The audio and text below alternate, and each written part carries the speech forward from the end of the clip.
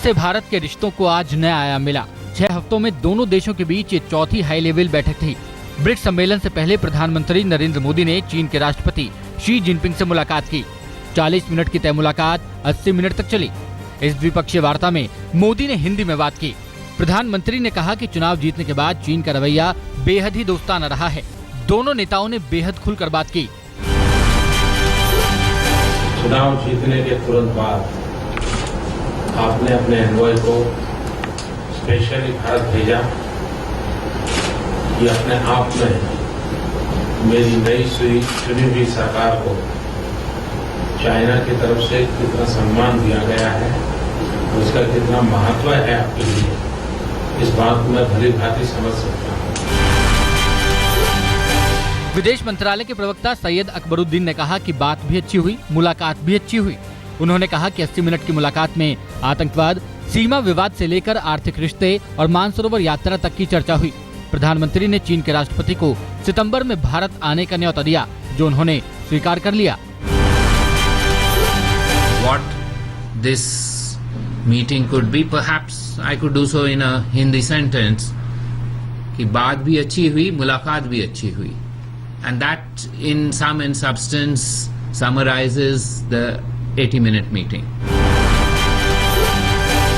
आज से ब्राजील के शहर फोर्टलेजा में ब्रिक्स सम्मेलन शुरू हो रहा है। ब्रिक्स सम्मेलन के दौरान जिन मुद्दों पर चर्चा होगी उनमें आर्थिक सहयोग, पर्यावरण, रक्षा रिश्ते मजबूत करने के साथ ही भारत, ब्राजील, रूस, चीन और दक्षिण अफ्रीका के बीच तकनीकी साझेदारी कैसे मजबूत की जाए, इस पर भी बातचीत होगी। छठा ब्रिक्स सम्मेलन इसलिए भी खास है क्योंकि इस बार इंटरनेशनल मॉनेटरी फंड की तर्ज पर ब्रिक्स बैंक लॉन्च हो रहा है। केंद्रीय गृह राज्य मंत्री किरण रिजिजू ने कहा कि अगर कोई पत्रकार कहीं जाता है तो हम उसे कैसे रोक सकते हैं। किरण रिजिजू ने कहा कि वेद प्रताप वैदिक बीजेपी के सदस्य नहीं हैं और कांग्रेस बेवजह आधारहीन आरोप लगा रही है।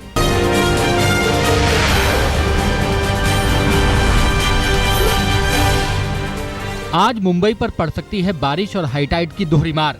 बीएमसी ने चेतावनी जारी की है। मुंबई के समंदर में आज 5 मीटर तक ऊंची लहरें उठ सकती हैं। दोपहर 2:30 बजे हाईटाइड आने की संभावना है।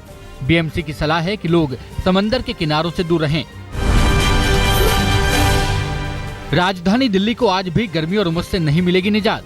मानसून की बारिश अब अगले हफ्ते आने की उम्मीद है। इसके बाद ही दिल्ली वालों को राहत मिलेगी। गुजरात में अनुमान से अब तक 91% कम बारिश हुई है। यूपी, खासकर बुंदेलखंड में हालात और भी खराब हैं। यहाँ सूखे जैसे हालात हैं। माता वैष्णो देवी यात्रा के लिए पहली ट्रेन आज सुबह कटरा पहुंची। श्रद्धालुओं को लेकर ये ट्रेन कल शाम 5:30 बजे नई दिल्ली रेलवे स्टेशन से रवाना हुई थी। उधमपुर कटरा लाइन के उद्घाटन के बाद पहली ट्रेन कटरा पहुंची है। Shri Shakti express AC superfast train है जिसमें 18 कोच हैं। जी, ये हमारे लिए बहुत बढ़िया तोहफा है। जो भी श्री माता वैष्णो देवी के दर्शन के लिए जाना चाहता है उसके लिए बहुत ही अच्छा तोहफा सरकार ने दिया है, क्योंकि इस ट्रेन से एक तो समय हमें बहुत बचता है। शनिवार छुट्टी होती है, मतलब सैटरडे छुट्टी होती है, आदमी एक ही दिन में अप डाउन कर लेगा जी। इससे अच्छी क्या बात होगी, माता के दर्शन हो जाए टाइम से। नहीं, इससे पहले कई बार जा चुके हैं, लेकिन जम्मू तक जाते हैं परेशानी बहुत ज़्यादा होती थी। वहाँ से बस बदलो, फिर वहाँ चेकिंग होती थी, बहुत ज़्यादा परेशानी होती थी। अब ये बहुत अच्छी ट्रेन है। आज तक संवाददाता सिद्धार्थ ने श्री शक्ति एक्सप्रेस पर श्रद्धालुओं के साथ यात्रा की और ट्रेन का जायजा लिया। आइए देखते हैं कि अंदर किस तरीके की ये ट्रेन दिखती है, किस तरीके का अंदर इसका लुक है। एक नए तरीके के डब्बे हैं और ये डब्बे इस तरीके के हैं कि ये नई टेक्नोलॉजी से बने हुए हैं। ये ट्रेन जो है काफ़ी सुविधाजनक है लोगों के लिए और लोगों में कहीं ना कहीं ज़बरदस्त उत्साह है। उनको लगता है कि माता वैष्णो देवी की यात्रा के लिए काफ़ी सहूलियत हो गई है। यहाँ सुरक्षा के इंतजाम भी किए गए हैं, चेकिंग चल रही है और ये देखा जा रहा है कोई भी संदिग्ध चीज़ यहाँ पर ना हो, तो उसके लिए भी यहाँ पर आप देख सकते हो कि स्निफर डॉग्स हैं। कटरा से पहली ट्रेन रात 10:55 पर दिल्ली के लिए रवाना हुई। ये ट्रेन सुबह 11:45 बजे दिल्ली पहुंचेगी। आज तक संवाददाता अश्विनी कुमार ने इस ट्रेन पर कटरा से जम्मू तक की यात्रा की। ये जो ट्रेन है करीबन 8 स्टेशनों को क्रॉस करते हुए जो जम्मू क्रॉस करते हुए उसके बाद जो लुधियाना पठानकोट पहुंचते हुए जो है 12 घंटे के बाद नई दिल्ली पहुंचेगी। और यात्री को सबसे ज़्यादा सुविधा ये होगी कि वो रात को पूरी रात को ट्रैवल करेंगे और सुबह जो है नई दिल्ली पहुंच जाएंगे। और रोज़ाना ये ट्रेन चलेगी कटरा से नई दिल्ली के लिए और नई दिल्ली से जो है कटरा के लिए रवाना होगी। और सबसे ज़्यादा फायदा जो है माता वैष्णो देवी के श्रद्धालुओं का होगा। बाबा बर्फानी के भक्तों के लिए बुरी खबर है। पवित्र गुफा में शिवलिंग तेजी से पिघल रहा है। 15 दिन में शिवलिंग आधा हो गया है। बाबा बर्फानी 18 फीट से घटकर 9 फीट के हो गए हैं। अमरनाथ यात्रा में अभी 25 दिन बाकी हैं। शिवलिंग के घटते आकार से श्रद्धालुओं में काफी निराशा है। अब तक 2 लाख से ज्यादा श्रद्धालु पवित्र गुफा पहुंचकर बाबा बर्फानी के दर्शन कर चुके हैं। श्रद्धालुओं की आवाजाही से तापमान में बढ़ोतरी हुई है।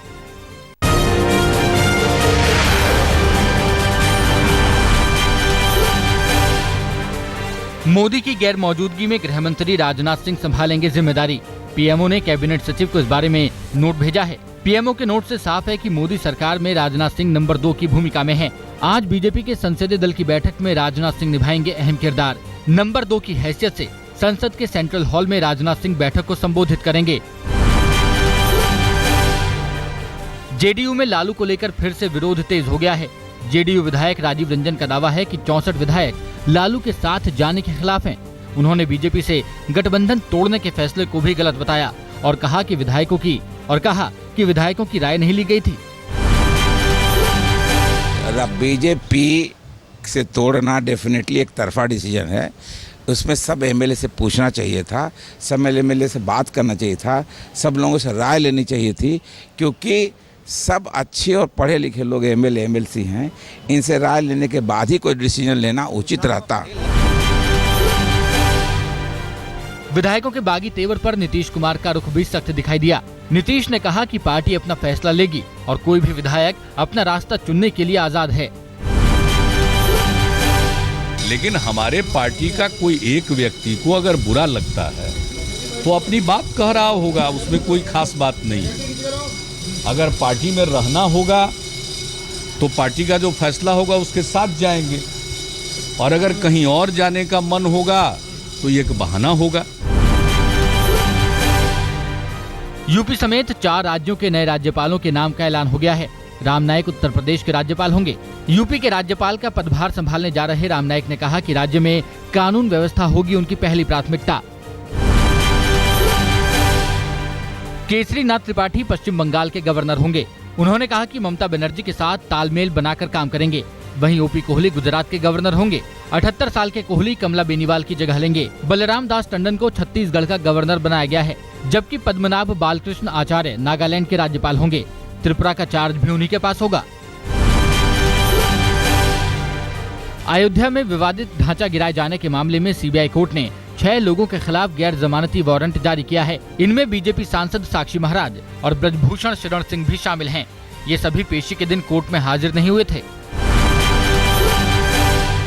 केंद्र सरकार ने रिलायंस इंडस्ट्रीज पर 3,481 करोड़ का जुर्माना ठोका है। ये जुर्माना केजी D6 ब्लॉक से कम गैस उत्पादन करने के लिए लगाया गया है। रिलायंस लगातार 4 वित्तीय वर्षों से टारगेट पूरा करने में नाकाम रही है। वहीं आम आदमी पार्टी ने सरकार से रिलायंस का लाइसेंस रद्द करने की मांग की है। महंगाई के मोर्चे पर मामूली राहत की खबर है। जून के महीने में महंगाई दर में आधी फीसदी से ज्यादा की गिरावट आई है। जून में महंगाई दर 5.43% रही, जो पिछले 4 महीनों में सबसे कम है।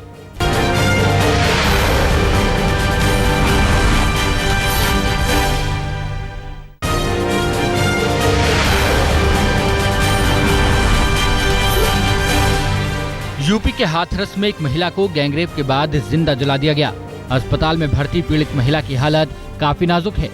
पीड़ित की मां का आरोप है कि मोहल्ले के ही 5 लोगों ने उसकी बेटी के साथ गैंगरेप किया। इस मामले में अभी तक किसी की गिरफ्तारी नहीं हुई है। बिहार के पूर्व मंत्री और आरजेडी नेता रामचराय साहनी के बेटे की पीट कर हत्या कर दी गई। पूर्व मंत्री का बेटा दल सिंह सराय के पास अपने दोस्त के साथ गाड़ी चोरी करते पकड़ा गया था। दिल्ली के ज्योति नगर इलाके में पुलिस कांस्टेबल की गोली मारकर हत्या कर दी गई। गोली मारने वाला बदमाश मौके से फरार हो गया। कांस्टेबल शिवराज एक बदमाश को पकड़ने गया था। हाथापाई के बाद बदमाश ने सीने में गोली मार दी। गोली लगने से कांस्टेबल की मौके पर ही मौत हो गई। दिल्ली पुलिस मुख्यालय के सामने एक महिला ने आत्मदाह की कोशिश की। महिला सागरपुर थाने में अपनी बहन के केस को लेकर पुलिसिया कार्रवाई से नाराज थी। 45 साल की महिला अपनी बेटी के साथ पुलिस हेडक्वार्टर के पास पहुंची और खुद को आग लगा ली। वहां मौजूद पुलिस कर्मियों ने आग को बुझाया और महिला को फौरन LNJP अस्पताल भेज दिया। महिला करीब 45% जल गई है। दक्षिणी दिल्ली के RK पुरम में नाबालिग लड़की से रेप का सनसनीखेज मामला सामने आया है। आरोपी पुलिस की गिरफ्त में है। पुलिस के मुताबिक आरोपी लड़की को बहला फुसलाकर अपने साथ ले गया था। कानपुर में एक लड़के की मौत पर हंगामा खड़ा हो गया। पुलिस ने शव के साथ थाने पर प्रदर्शन कर रहे स्थानीय लोगों पर लाठियां भांजी। पुलिस के रवैये से लोगों में काफी गुस्सा है। कानपुर के चकेरी इलाके में 14 साल के लड़के का शव पेड़ से लटका मिला था। वो 12 जुलाई से ही लापता था। घर वालों का आरोप है कि उनके बेटे की हत्या की गई है। मध्य प्रदेश के बुरहानपुर में दर्दनाक हादसा हुआ। गुरुद्वारे की दीवार गिरने से 7 बच्चों की मौत हो गई, जबकि हादसे में 9 लोग घायल हो गए। कई झोपड़ियां गुरुद्वारे की दीवार से सटी थीं। हादसे में गंभीर रूप से घायल 2 बच्चों को इलाज के लिए इंदौर भेजा गया है।